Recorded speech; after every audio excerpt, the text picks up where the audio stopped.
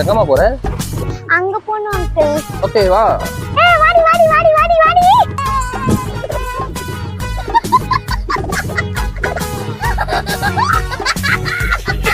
நான் வரேன்.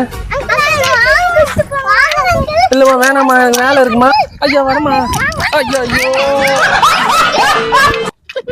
வரமா.